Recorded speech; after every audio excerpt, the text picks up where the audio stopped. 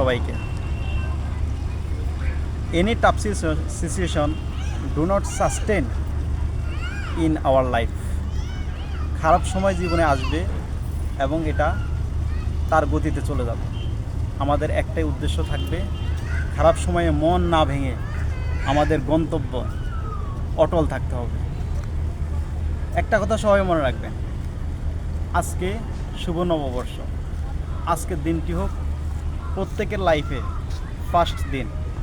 আজকে থেকে শুরু হোক আমাদের নতুন গন্তব্যে, নতুন দিগন্তে পথ চলা, যেখানে একটা জিনিস মাস্ট বি থাকবে, সেটা হলো কোনো অবস্থাতেই সময় অপচয় করা যাবে না।